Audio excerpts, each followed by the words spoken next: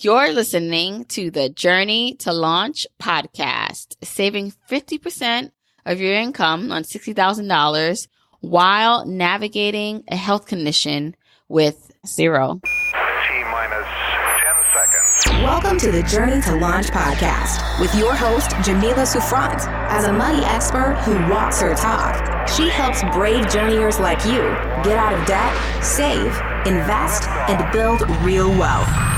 Join her on the journey to launch to financial freedom in 5, 4, 3, 2, 1.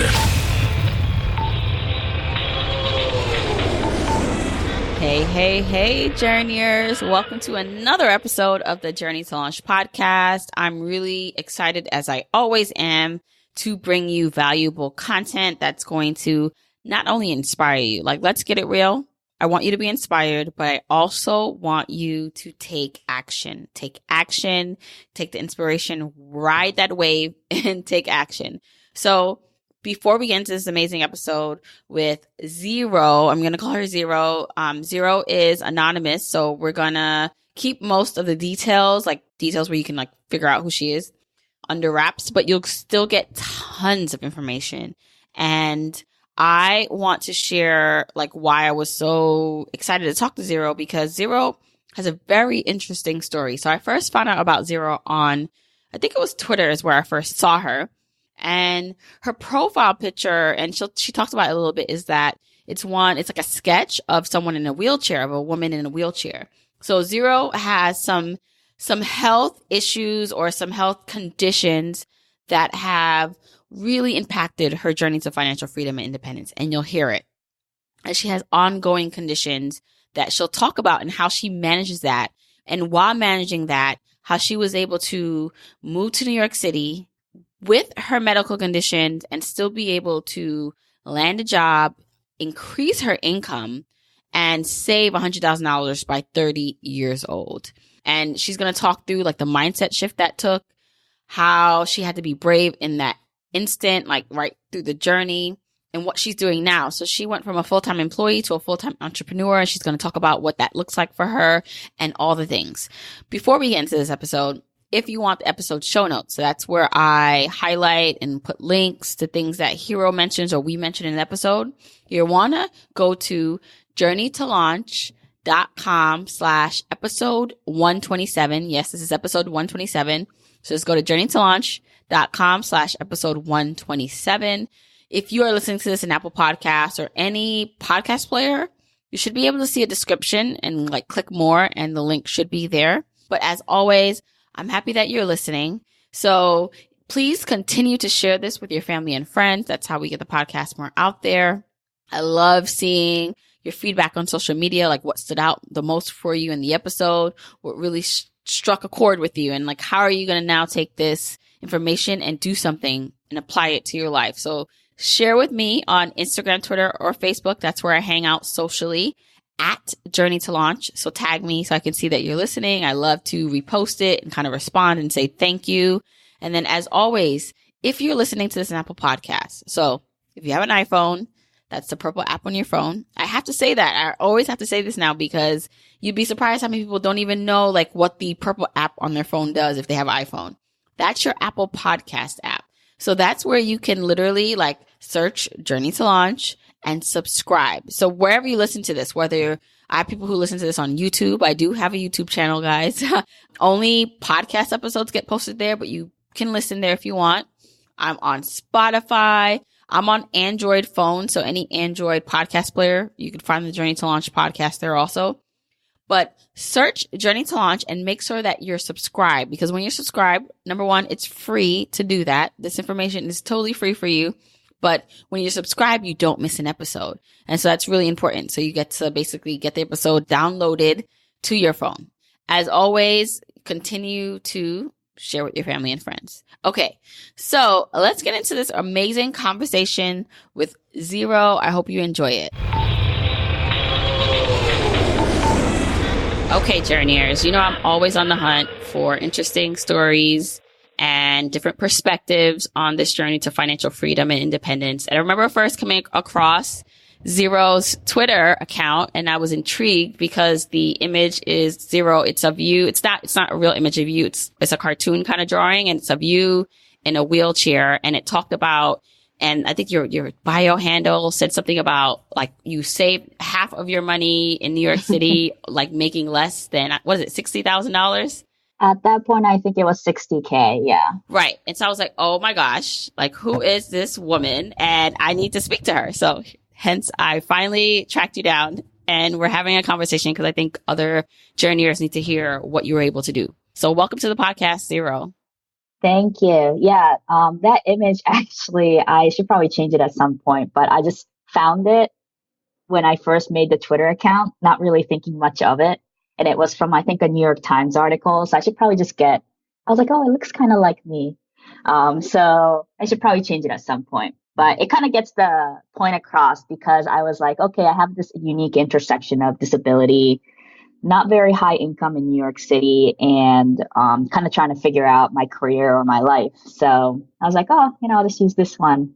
Yeah, really excited to come on. Yeah, and well, it worked. The image worked because I said to myself, like, wow, this is a story I know that needs to be heard by more people. And one of the things that I'd love for you, we're going to get into your background and exactly about your disabilities and things that you're actually working through with health, because I feel like so many people either are going through that or have people they know going through it. And so I want to show a story of someone how you're living with it, how you're living with all the things that you're going through, and then also reaching your financial freedom dreams. So first we have to talk about you making about $60,000, but saving 50% of it in New York City. How? Because I live in New York, but I have a kids with the S and a lot more things happening, but I'd love to hear you to break down the numbers because I know you're open with your numbers too. So that's awesome. I recently quit my job, but before I did, for about half a year, I was about at 75,000. And for about 2 years before that, I was around 60,000. And for a year before that, I was at 50. And then before that, it was 37K. And for the first 3 months of that 37K, I was at 14 an hour, working 7 hours a day. So that was all in New York City. And because my income started out so little, I kind of had to, make drastic life adjustments.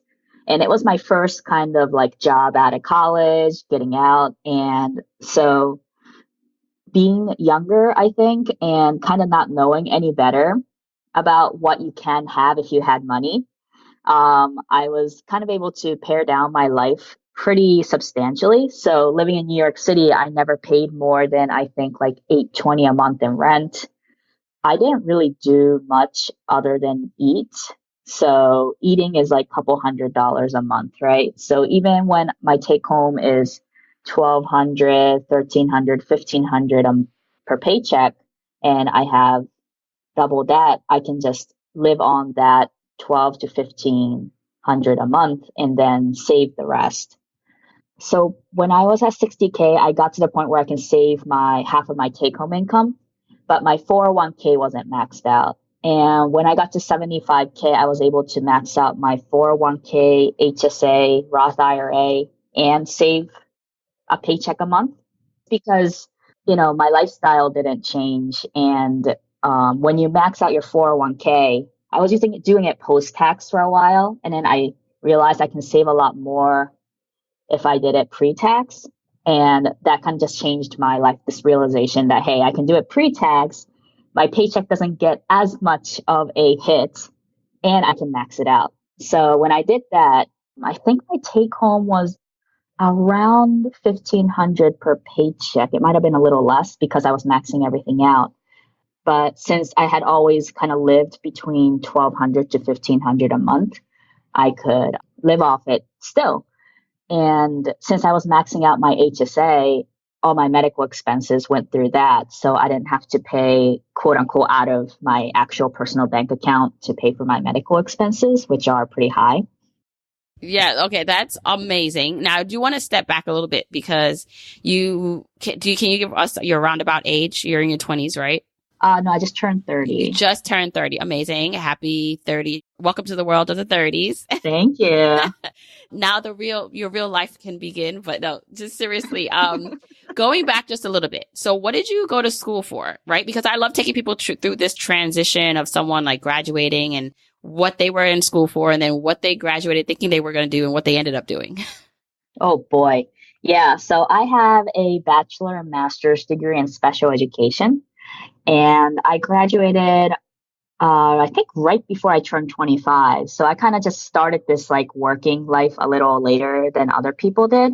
And it also, the fact that I had brain surgery when I was 22, that kind of contributed to my life starting a little later. It was a 5-year master's degree that turned into 6 years because I had to like relearn how to use a spoon, walk, sit, all that fun stuff. So I started off my working life at 25, and it took me a while to find a job once I moved to New York because I wasn't really comfortable with teaching, because teaching is very physically and emotionally and like just really strenuous work. So I was like, you know what? I want to do something disability advocacy related because it was something very close to me. So I moved to New York because that's where you find these nonprofits to work for. And turns out no one's hiring. And if they were, they want to pay you, 25K a year. So that was a shock. It turns out about half a year after I started looking for jobs, I finally got hired by a IT consulting company to work in IT. And they're like, hey, we need a help desk person who's bilingual, and we understand you have no technical background. Like, I didn't even know what Outlook was. I'd never opened one before. And they're like, you need to fix it. But we need a bilingual person, and we can teach technical skills, but we can't teach language skills. So I was like, you know what? I have absolutely no idea what I'm getting myself into, but I need a job. They need me. And I need this full-time job things, and I'll give it a try. And if I don't like it, or if I can't do it, I'll just quit and try something else, So that's kind of how I crashed into tech. And that's where I've been for the past 5.5 years. Okay. So how did you find that job, right? Like, did you go searching? Were you looking on LinkedIn? How did that opportunity kind of land in your lap? And what language? What's your second language or first language? My first language is Japanese, but I wasn't looking for that job. So I found out half a year after spending countless weeks and hours in my life putting out like 600 applications that there's this magical thing called recruitment agencies that do that work for you, which was a shock, for free, which was very shocking. So I had applied to a few recruiting agencies, and one of the postings that they had was as a recruiter. And I was like, oh, I can do this, I think. So I just applied, and they had hired someone already for that job, but they wanted to do an interview with me anyways. And when they did an interview with me, they chose someone else. But then they're like, would you be interested in doing this help desk job? We don't have what you wanted, but you want to try it? And I was like, I don't have a job, so yes, I will try it. And that's how I got the job. I had no intention of ever working in tech because it's just a scary thing for someone with no technical backgrounds to think about. Right. So how much did you start making when you started working in the tech job? 14 an hour. So you started at 14 an hour. Now, just from your story alone, we're going to get into the brain surgery and that part of your life because it's so, we're going to definitely go there. But what I'm pulling out from your story, which I love, is that one, even though it scared you, you decided, all right, I might as well try it. Like, what can I lose at this point? It seems like you were really just looking for a way. And what I even love more is this idea that you applied for these jobs, like at the recruitment job, and they hired someone else, and then they interviewed and that wasn't possible, but it still led you to open this door open for you that you decided and chose to walk through that has allowed you to do all this amazing stuff now. So it just shows you how things might be a no and be confusing and scary, but moving to it, right, where it makes sense for you and being brave like that, what that can do for someone's life, right? Yeah. One of the biggest things, even before that, was that, I mean, brain surgery and like, oh, you might die is pretty big. But I think that kind of became an impetus to me being able to say, okay, I got this master's degree. This is the job that I was thought I was going to get and do for 10, 15 years of my life. I always wanted to be a teacher. Throughout college, I was like, I'm going to be a special ed teacher. And then when I had the serious talk with myself and was like, can I do this physically? And I was like, you know what, maybe not. Then at that point, I was able to kind of pivot and be like, okay, then what else can I do? And I think the fact that I was able to do that, I think that kind of triggered all the successive going for it, because I was like, if I could do that, like this little change is not as bad as I think it is. And I kind of, accumulated all these stories inside myself of like, well, this seemed really bad at that time, but 6 months later, it's like a joke. This seemed really, really bad at the time, but 9 months later, I don't even know why I was upset. This was a non-brainer. Like, it was a great choice to make. But at that time, I was like, oh my gosh, like I can't do that. So it's kind of, I think every decision I made that wasn't what quote unquote I was supposed to do kind of solidified my confidence that, it doesn't really matter what decision I make in the end, it's what I make of it. And that's really, I think, helped me in the past decade to kind of get where I am today.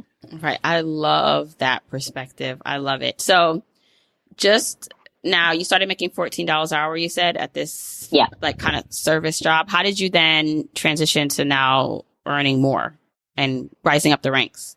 So that was like a junior help desk job, so doing IT support. And that was like the 14 an hour was the 3-month trial period thing. And if I didn't get fired in the 3 months, then they're like, oh, we'll get you up to $37K. And going from $0 income, $37K seemed like a lot of money. And I was like, sign me up. That's called an income. And then these things called taxes happen. And you look at the pay stub and you're like, oh my God, like, how am I supposed to live on this? And so for the first 3 years that I was working, I was also kind of doing side hustles because I just could not afford to be alive, basically. My take home would go directly to my rent and my other expenses. So if I wanted to save anything or if I wanted to kind of feel a little more secure, I had to continue making more money on the side. So for about 2 or 3 years, I was working 3 nights a week as a tutor, so that I have like the ability to buy groceries and live. Or if I needed to take a trip down to my parents or something, I can buy the bus tickets.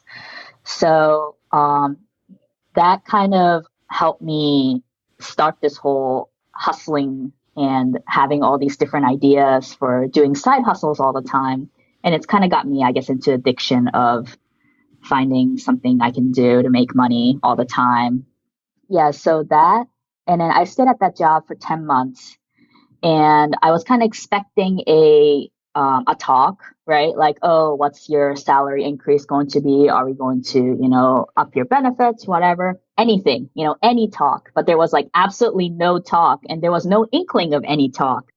And I was like, okay, I don't know anything about working because this is my first job, but this seems kind of weird. And I had made it very obvious and clear that there is no way I can live on $37K a year in New York City, paying like the maximum taxes and everything that comes with it, because I wasn't even eligible for like retirements and stuff for, I think, 2 years or something like that. So it's not like I had any way of like mitigating the taxes. And rent's not going to get any lower than like $750 or $800 that I had already. Right. And that's really good for New York City. Yeah. I lived in pretty questionable situations, but it was also that if you have such low income, you can't get an apartment because you need like 60 times rent or 40 times rent or whatever they need. And I just did not have income like that. And I also didn't want to live in a situation where my rent takes up such a huge chunk of my paycheck because it's just such a scary place to be. So after 10 months of no inkling of, hey, let's talk about your salary because clearly you can do this job and you can do it well, I got headhunted to work in another consulting company, but this time, like, as part of the employee, I was consulted out with the previous company. And so I was still working with clients, but my salary went up to 50K. That was like a 13K increase, which I was like, wow, I am made. Look at all this moolah. And then taxes hit and you get to look at your paycheck and you're like, oh my gosh. So you thought you weren't going to make a lot more money because 13K seems like a lot of money. But when you see it after taxes, it's not that much. So how did you start to, right at some moment you started to max everything out, really intentional? I mean, you saved $100,000 by 30 years old. So we're going to talk about that too. But how did you make that switch to now, okay, I'm making a little bit more, I'm doing a little bit better. How did you come across like all these ideas to max out your 401k and all these things? Yeah, so that was like a dream upon a dream, right? Like no one can do that with such low income and godforsaken New York City. So that kind of idea didn't even come to me until 2 years ago, I think, like in 2017, when I started the Twitter account, maybe 2018. I think I started my Twitter account for personal finance in January of 2018 or something like that. So it was like a year and a half ago. Because the previous year, so I had switched jobs again and was making 60K. But after about half a year of working at this new job, I got diagnosed with rheumatoid arthritis, and the disability rate, permanent disability rate, which means like you can't work anymore, is pretty high from what I was researching. And that kind of shook me back to when I had brain surgery and when everyone was telling me I can't work. Like I'll never be able to work full time. I'll never be able to support myself. And that kind of brought me back to like a couple of years ago. And I'm like, wow, I got kind of complacent and comfortable with this concept of, I'm just going to work for the rest of my life if I have to. And not really taking into account that I have a very bad track record with my body, that's not a possibility. Like I could be out of a job in a year because I physically cannot do it anymore. And I hadn't thought about that in the past couple of years. So that kind of really shook me. And I was like, okay, so if I couldn't work, not that I don't want to work, if I couldn't work, what am I going to do? And I was like, wow, I'm screwed. Like, I am completely screwed if I can't work anymore. So that was kind of when I started trying to figure out how I'm supposed to mitigate it as much as possible, and looking into like retirement and saving more and figuring out what kind of things I can do and how much do you even need to not have to work. And those kinds of things, it's like when it's the basics and you're living in that high life of New York City where everyone's like, spend as much as you make, and go for it. Like you only live once. You're only in your 20s now. YOLO. Yeah. YOLO. And, get that delicious cappuccino. I have nothing against lattes. I think everyone should get a latte. But at that point, it's like, that's not a discussion anyone has. So I was like, oh my gosh, where do I even look? And obviously the internet.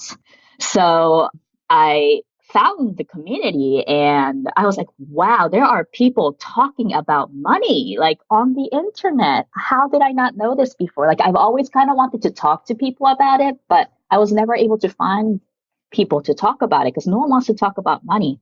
And I was like, oh wow, so if you're like an anonymous account, you can talk about a lot of things that you can't talk about in person. So I think in winter of 2018, I made a Twitter account. And that's when I started finding out that, hey, you can do this thing called like maxing out your retirement. I think that's when I opened the Roth IRA account. I didn't even know about it until then. And I was like, wait, dump money in whenever you want, like a savings account, as long as it's under a certain amount. I'm like, oh yeah, sign me up. And everyone's like, oh, maxing out 401k. I'm like, haha, that's for rich people. I could never do that. And then as I'm with my community of friends and we're talking about it and really starting to understand the difference between traditional and Roth and like how people are managing to do these things, I'm like, wait a second, like maybe I can too. And my company had this policy where some companies, like you can only change it once a year, or you have to go through HR, you have to do a lot of paperwork, stuff like that. Mine was an online portal and I can change it every day if I wanted to, if I wanted to be that obnoxious. So I was like, you know what? I'm going to try this for a couple paychecks. And if it doesn't work out, it doesn't, but at least I tried it. And then so I switched it out to max out my 401k, and it was not as painful as I thought it would be. And I was like, wow, like this is a thing. And now I can like say I maxed out my 401k that like no one thinks is even possible. And once you get that and go, oh, wait, I can still live on this, then you're like, what else can I live with? And I'm like, if I save like another couple $100 a month more, you know, like, or another $50 here, $50 here. And then by the time I realized I was saving a whole paycheck and maxing out all the accounts that I can max out at the moment. And my quality of life really didn't change that much. And it helps that I'm a single person, like I'm myself. And also I'm like always sick. So it's not like I have that much energy to do much of anything. Uh, so being sick is financially devastating, but at the same time, you don't have any energy or inclination to go out and do much stuff. So I think that really helped me get to that ability to save a lot and not feel too constrained by it. And I think half a year after I started my Twitter account, I hit my 100K, which I was really surprised about because my goal was to hit $100,000 net worth at 30. I figured that was like long enough away. I was, I think, 28.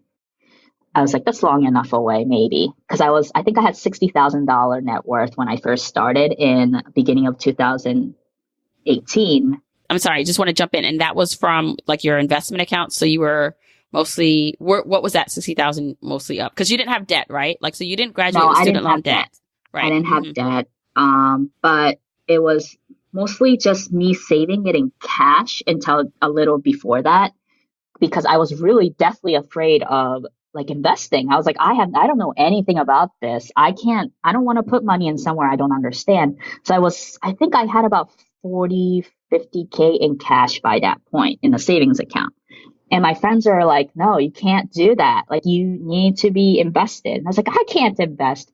So I think I put my money, after a while, I kind of sucked it up and put my money into a robo-advisor, which I won't say I endorse, but it's a good, like, if you're scared about it, it's a good way to get started. Just when you kind of figure it out, you should probably not do it anymore because the expense ratios and stuff were ridiculous. But at least it put my money in the market, which I was too scared to do before.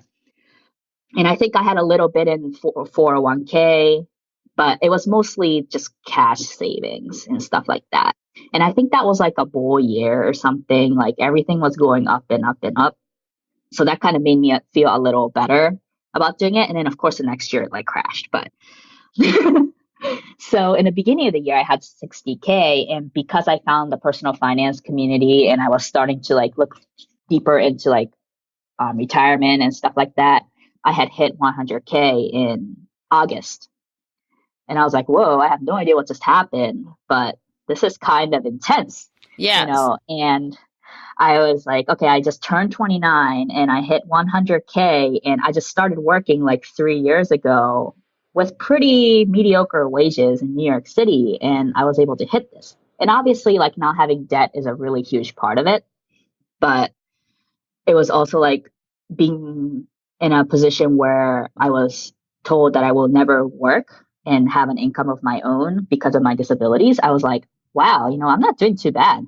Yeah. Everyone's journey and circumstances are going to be different.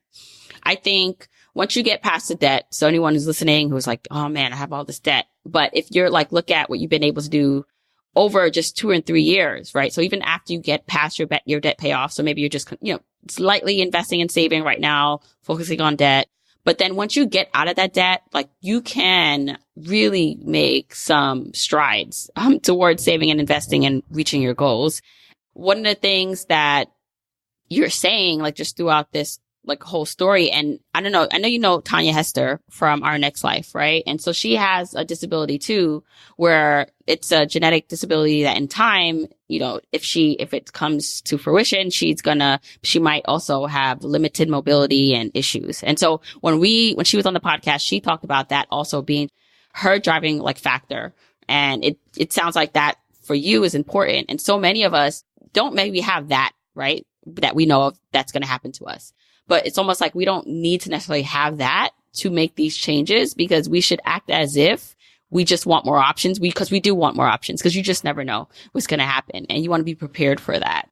So I just think it's amazing, especially with your health. So let's just go back to the brain surgery, like starting back with the AVM. So you can explain what that is and what happened and your journey back to health, even though I know you're still going through some health issues. Yeah. So when I was in college, I was a junior in college, I had my first grand mal seizure. And that's like the stereotypical seizure of like someone loses consciousness, falls over, and their whole entire body starts having a seizure. And until then, we didn't know that there was anything wrong with my body. So throughout the next couple of months, they tried really hard to find what it was that was causing it. And turns out I had this vascular malformation, so blood vessel disorder in my brain called arteriovenous malformation, which people call AVM because it's just way too long. But it's basically like overgrown blood vessels in your brain, or it could be any part of your body, but in my case, it was in my brain. And you can imagine what overgrown blood vessels can do to space that's broken up, right? You can't put more stuff in there that shouldn't be there. So it was pressing on my brain, and they think that was causing the seizures. And it was also because the blood vessel is not supposed to be that big. The walls of the blood vessels are a lot thinner than they should be. So I was at a very heightened risk for stroke. Yeah, like basically just dying from stroke when I hit my head or had a seizure or just anything that could cause it. And as a 22-year-old, I was diagnosed when I turned 22. I was like, well, that's a kind of grim life prognosis. I haven't even graduated college yet. So one of the treatment methods was just wait and see what happens. But I was like, I'm 22. Like, I don't want this over my head, literally in my head for the rest of my life, you know? And because I'm younger, the chance of me having a stroke is that much higher because I have so many years left to quote unquote live. So I had brain surgery half a year later to remove them. And what the doctors didn't tell me or my family is that once they remove it, yeah, sure, the AVM is gone, but then you're left with brain injury where they kind of poked and prodded your brain and pushed on it. And the brain doesn't regenerate. Whatever's gone is gone. But they had not really prepped us on that. So it was kind of like a journey of rediscovering all these deficits that I suddenly had over the next year or so. And every step was kind of like, what? You know, you couldn't have told me this might happen. And it was just kind of devastating going from someone who didn't have too many issues with cognition or memory or all these other skills to suddenly not being able to even watch a 2-minute YouTube video because of concentration or read a article. Like I couldn't do anything because of my executive functioning issues. So it went to the point where the consensus was that I'm probably never going to be able to live independently or work. It got to the point where I finally graduated college, but everyone was telling me I will never move out of my parents' house and be able to work and support myself. And I get angry after a while. So after a while of being upset and sad and depressed and going through the, oh no, what is my life? I'm 23, I'm 24, and my life is supposed to be starting, but this, like, what people are telling me is my life is over. And I was like, you know what? No, like I'm going to just kind of run away for a while and see what happens. So I kind of actually ran away to New York without much planning. I did get myself an apartment and I did get myself like a babysitting job before I did that. But I like made the decision and I like just left after. I only told my mom like I think like a month in advance or something. I was like, I'm leaving. Like, and my thing was like I'm at this privileged place where if I wanted to live at home for the rest of my life, my parents will support me. But then I will never know if I could or couldn't. I would have just done it, you know. And if I tried it and couldn't, it didn't work out, then I can come home. You know, I have a place to come back if I fail. So it was kind of like there wasn't too much risk in me doing it other than maybe like some weird freak accident. That's how I kind of got out of the house and decided to try it out. And where were you moving from? Yeah, so I grew up in the suburbs of DC. Okay. And so I moved to New York City with an apartment I found online, obviously. Like Craigslist or something? Yeah, something like that. Like one of those apartment share websites where they don't care that you don't make any money. They don't care. They don't know who the heck you are that you've never met in your life, you know, but they'll be willing to share their apartment with you. It's like, okay, sure. So that was kind of like not very logical on my part. But, you know, in my defense, I had brain surgery like a year and a half earlier. So I was not the most logical person. But I had hedged as much, you know, risks as possible by kind of like, I have a backup plan. I have a place to live. I have some sort of income, even if it's like 300 a week or something, you know, so I'll try this out for like half a year. The apartment was for like half a year. So I was like, I given myself half a year. And if I can't find a quote unquote real job by then I'll just move back home. It was just not meant to be. But at least, you know, when I'm 40, I won't be like, oh, what if I had just tried? Right. So that was kind of how I moved up to New York. Because I was having so much, I guess, success at living independently, I had kind of forgotten how it felt to be restrained by your own body. So when I was diagnosed with rheumatoid arthritis after really, really bad chronic pain and my joints kind of like locking up on itself, I was like, oh my gosh, like it's happened again. And this time my parents are not the ones paying for me. You know, like I live in New York City by myself. I have to do everything myself, you know, doctors, finding doctors, going to doctors, you know, appointments, paying my bills, you know, like all these things, like pay my medical bills on time and stuff like that to like figure it out all by myself. And it's only because I was working at a tech startup that had unlimited sick days that I was even able to go to the doctors like multiple times a month. And I was like, this could all just be taken away, including the health insurance, if I can't work. And if I don't have health insurance, I can't function. And that kind of got me really scared. And that started me on my trying to figure out, is there an alternative way to live? Because this is not going to work. This is not the way that the status quo is just not going to work. Right. So, all right, going back, just because I just love digging a little deeper in your story. So luckily you were on your parents' insurance throughout college, which allowed you when you had all those, the brain surgery and recovery, you were under their insurance. So presumably they had good insurance to help cover that. Did you put yourself through college or did you get help with that or how? I love that you didn't graduate with student loans. Like I feel like everyone should be so just blessed to be able to have that happen. But was it mostly through you paying for it, your parents paying for it or scholarships or a combination?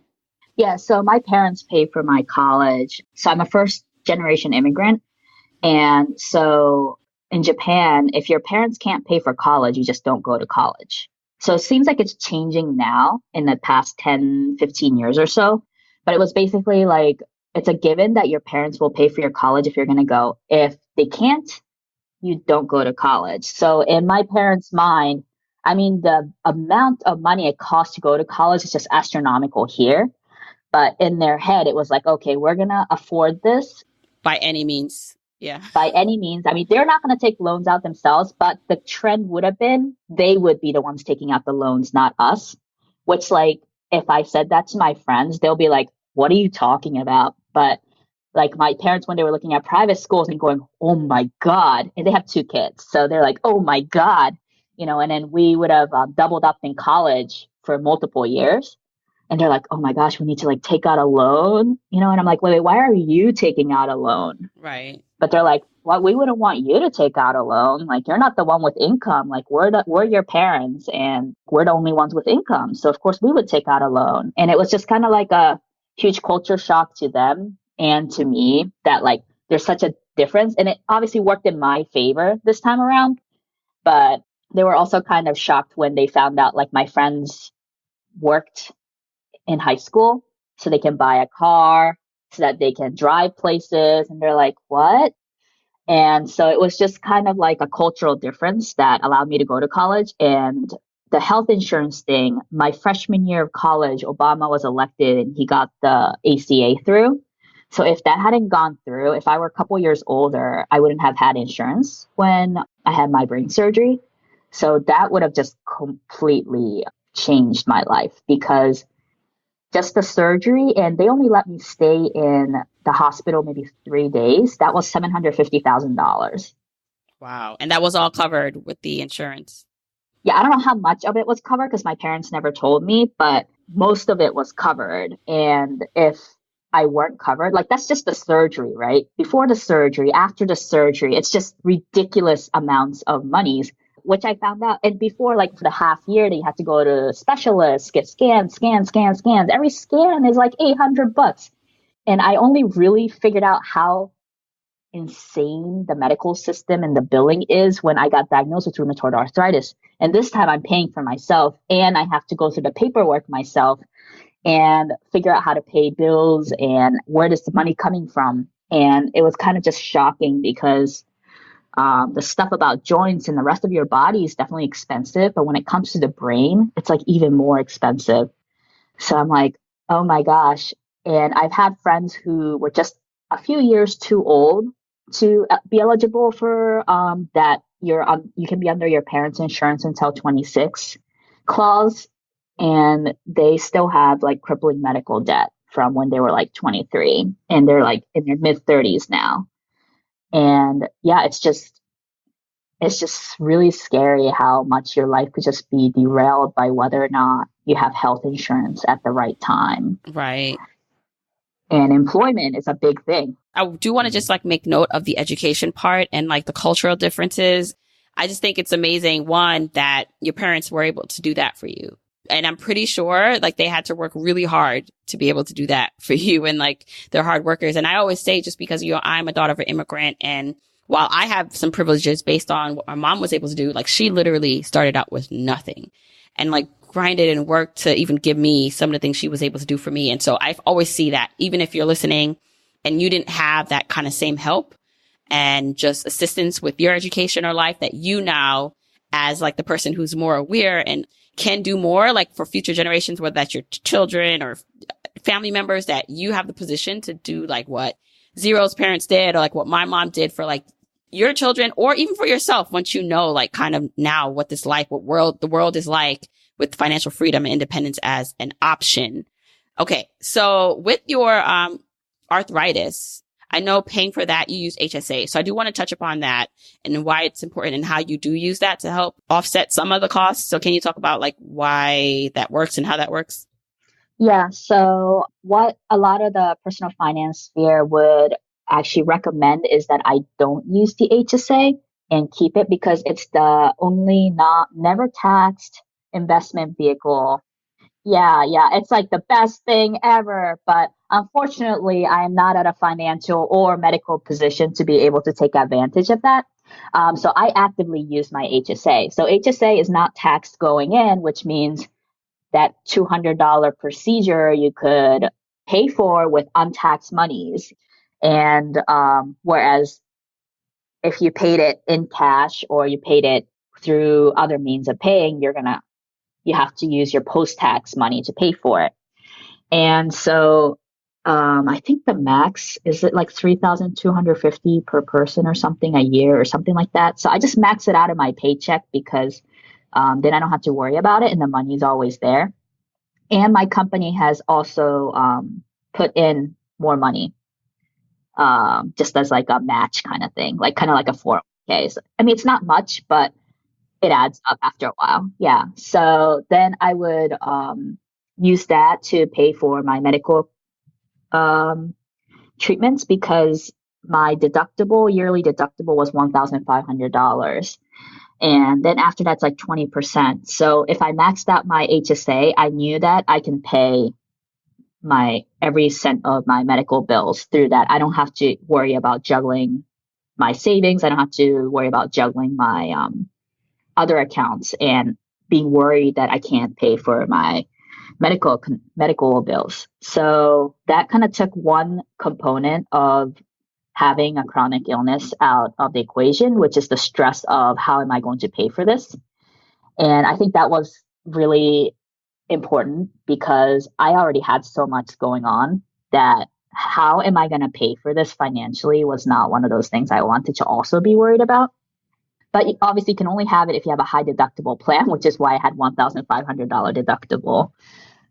But I did do the math, and turns out because I use it so heavily and you get this extra money from the company for having a high deductible plan through the HSA, in my case, it made sense for me to have a high deductible plan because the coverage itself was the same. I could see any doctor I wanted.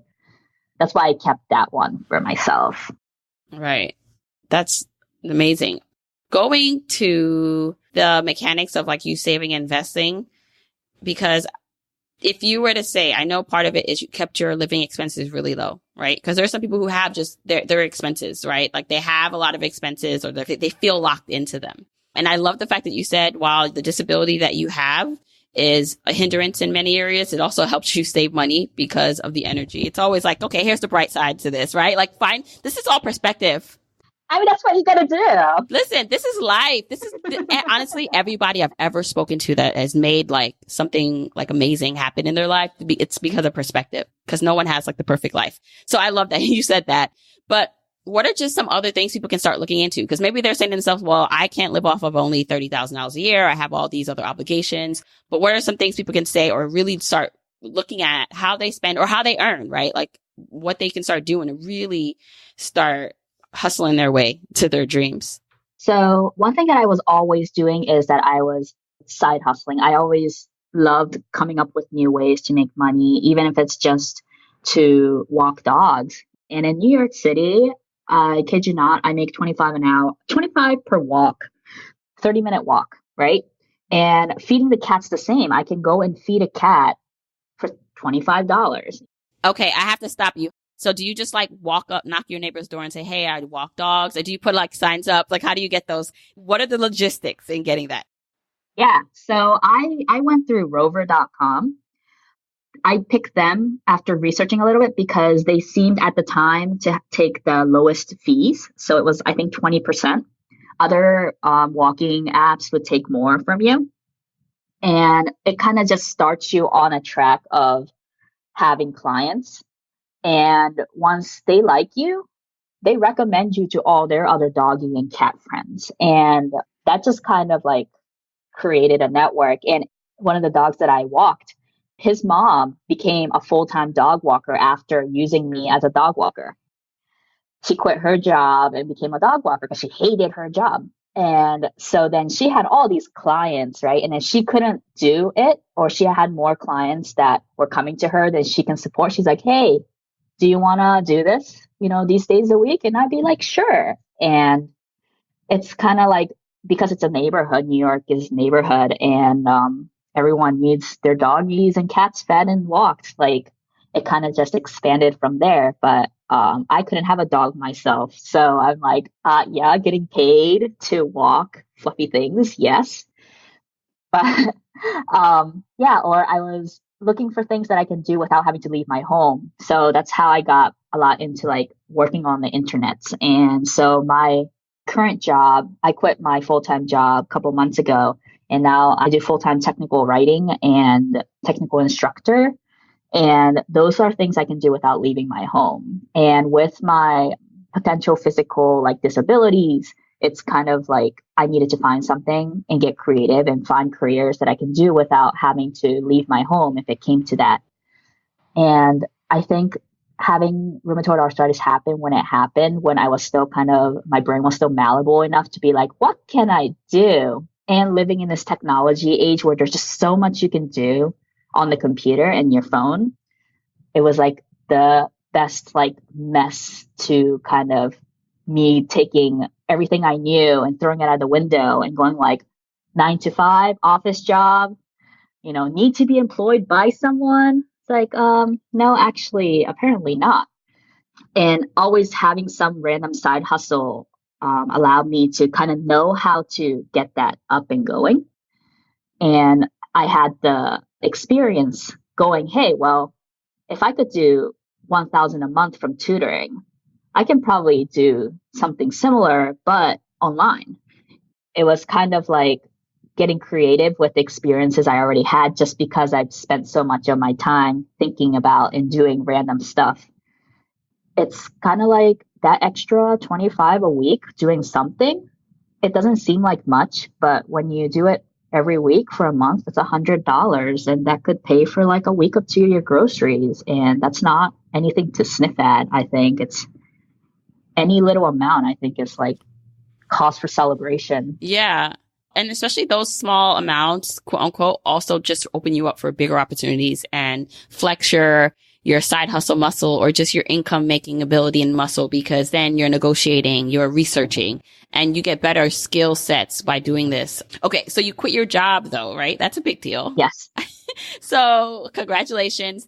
How is it being now a full-time entrepreneur, and how are you managing that and your goals? Because I saw somewhere you wrote that you felt at one time goal-less. How are you managing, still trying to accomplish your financial goals, or are you working on building your business and income first before heavily investing and saving again?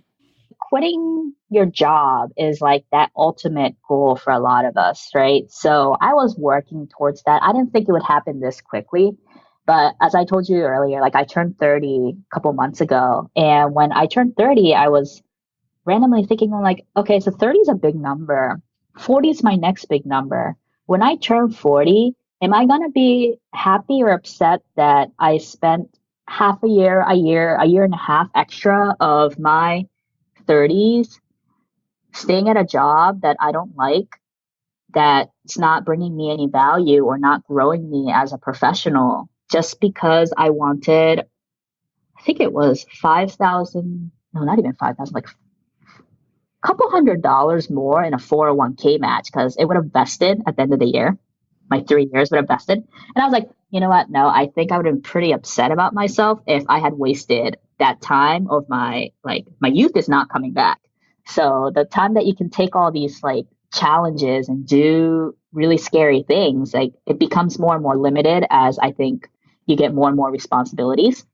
So I'm like, no, actually, I should probably do it now. And like 2 or 3 days later, I put in my notice and I quit. I was like, happy 30th birthday to myself. But I was very financially prepared for that because I had been actively working towards that. And by that point, like my net worth was around like 140K, which is not like a lot of money. But given how low my cost of living is, that would have sustained me for years. And one thing I had to do, which people laugh and say like, you stop joking, but I had to get married for insurance. And my husband and I were intending to get married at some point, but we're both like full-time employee professionals and we lived in different states. And there was really like no quote unquote reason to get married. And I think if this didn't happen, we might have just gone through without ever getting married, even if we were together for the rest of our lives, just because we're both like really practical people. And we're like, what are the merits of getting married if we don't have kids?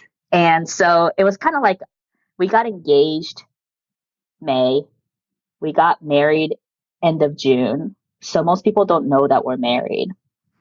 And it was mostly like the practicality of me needing health insurance, because I looked at a lot of different ways that I could potentially get health insurance as a freelancer or working part-time at Starbucks or something like that. And none of them was secure enough for the severity of my medical conditions. So I was like, you know what? I think marriage is the only way to go. And my husband was like, yeah, sure. Because he's been wanting to get married, but we just never found like that correct impetus to say like, make this huge life change. So I don't have to worry about insurance, which frees up like over $1,000 a month for me, because just the premium would have been $1,000 a month for me. And I don't make enough to pay something like that. Yeah, so like actively saving and having that stable paycheck and 401k and stuff is on hold for a while until I can get my life together and clients lined up and stuff like that. But for reference, very randomly, last year around this time, I got my first job writing online, and it was $75 an article, which I was like, whoa, getting paid 75 an article. Now I get paid like 400 an article to write. Like it's a year. And it's just kind of like knowing what you're worth and having the leverage with your experiences to be like, this is what I get here. Can you do better? You know, like this is what I have done in the past. Here's all these stuff that you like.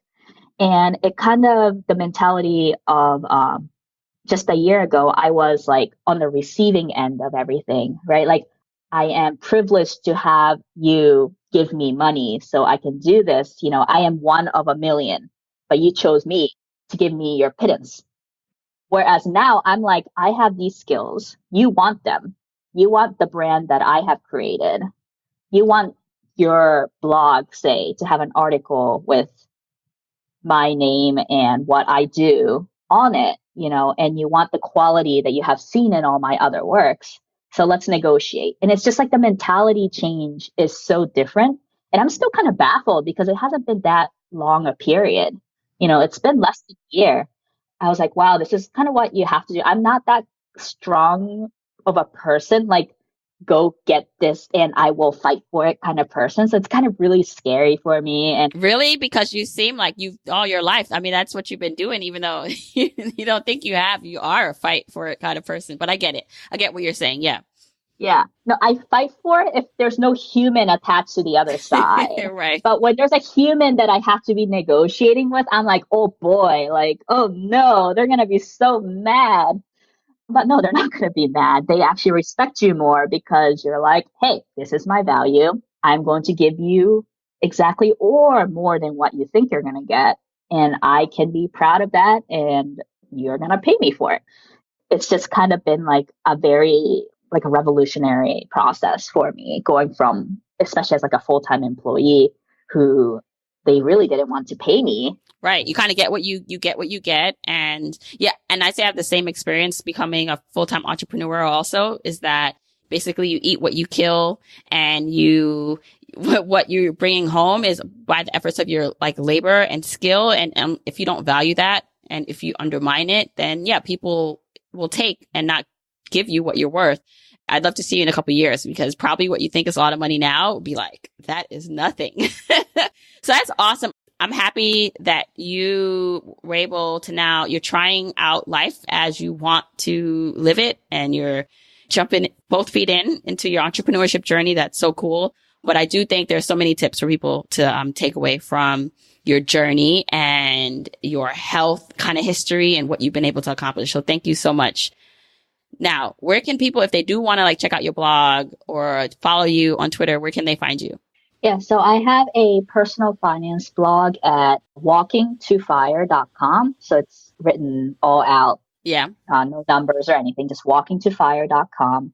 And I have a Twitter account on twitter.com, and the username is zero written out, like ZERO, and then the number 2, and then fire, so FIRE. So I like clearly just wanted an account, and it just kind of stuck, and now I can't change it because it's just become my brand. But I'm like, oh man, this is so high school when you put numbers and everything. It's okay. Well, I will link all of that, because I'm sure people will want to like just follow up on your journey. And your blog is pretty awesome too, because you share actual numbers, especially about how much you were spending. So if you're curious to see how she managed to only spend about $30,000 a year in New York City, you can look at the numbers broken out on her blog, and I'll link all that in the show notes. Thank you so much, Zero, for coming on. I really enjoyed this conversation. Thank you so much for inviting me. Hey, so how was that, guys? I really hope that you got a lot from this episode. As always, I am committed to bringing you the best content, best interviews, best just sources of information that I can. I'm really looking to fill your toolbox with tools, to fill you with basically the thought that you can do anything. Like literally, you can really do anything, journeyers. The only barrier between what you want is currently who you are and what you do. So changing how you look at things and what you do is the key. It's how I've gotten to where I am today. I'm going to continue to share these stories, my story, so that you can find a different, better way to reach your goals. Now, again, anything that stood out for you, let me know. Tag me on Instagram, Facebook, or Twitter at Journey to Launch. I'd love to see what stood out, what struck a chord. And then as always, if you need the episode show notes, so something that we mentioned, like a blog post or anything, go to the episode show notes. That's journeytolaunch.com/episode 127. Now, if you want to make sure you're keeping up to date with everything that's going on with Journey to Launch, so we have an episode come out every Wednesday morning. Never fails. Knock on wood. That's the goal, right? Over 2 years going strong. Every week an episode comes out. But I also have a lot of things going on outside of the podcast that I share in my weekly newsletter. So you're going to want to make sure you're subscribed to my newsletter. You can go to journeytolaunch.com/join. Then you'll be able to join my weekly newsletter. You basically get the insight and insider information on any giveaways or updates that basically with the podcast, it takes a little longer for you to hear it, but you can read it on the newsletter on a weekly basis. So join me, join other journeyers who read and open the newsletter. Until next week, keep on journeying, journeyers.